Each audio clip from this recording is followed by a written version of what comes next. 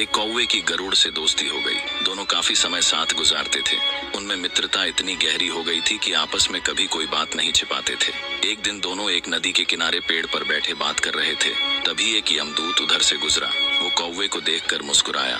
गरुड़ और कौवे ने उस यमदूत को अनदेखा किया और अपनी बातों में लग गए। लेकिन अगले दिन फिर वही हुआ। दोनों बातें कर रहे थे, तभी वो ही यमदूत फिर उधर से गुजरा। वो फिर कौवे को देखकर मुस्कुराया। इस बार कौवे को कुछ शंका हुई। उसने गरुड़ से कहा कि ये यमदूत मुझे देखकर कल भी मुस्कुराया था और आज भी वैसे ही मुस्कुराया। कुछ गड़बड़ है, हो सकता है मेरी मृत्यु आने वाली है। गरुड़ ने उसे समझाया कि ऐसा कुछ नहीं है, ये एक संयोग भी हो सकता है, तुम चिंता मत करो। 2-3 और ऐसे ही निकले। रोज यमदूत कौवे को देखकर मुस्कुराता। अब तो कौवे को यकीन हो गया कि निश्चित ही मेरी मौत नजदीक है। उसने गरुड़ से कहा, मित्र मैं मरना नहीं चाहता, लेकिन ये यमदूत जरूर 1-2 दिन में मेरे प्राण निकाल कर ले जाएगा। ये रोज ही मुझे देखकर मुस्कुराता है। गरुड़ को भी लगा कि हो सकता है कौवे का शक सही हो।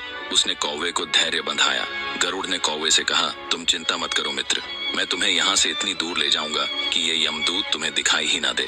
गरुड़ ने कौवे को अपनी पीठ पर बैठाया और उस जंगल से हजारों किलोमीटर दूर कैलाश पर्वत पर ले गया। दोनों को अब ये डर नहीं रहा कि यहाँ कोई उन्हें परेशान कर सकता है। लेकिन वे जैसे ही कैलाश पर्वत पर पहुंचकर एक गुफा तक पहुंचे, वहां वो यमदूत पहले से ही मौजूद था।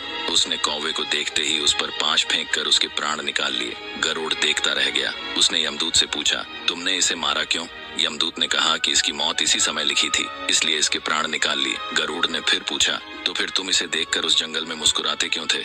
इसे मारना ही था तो वहीं मार देते।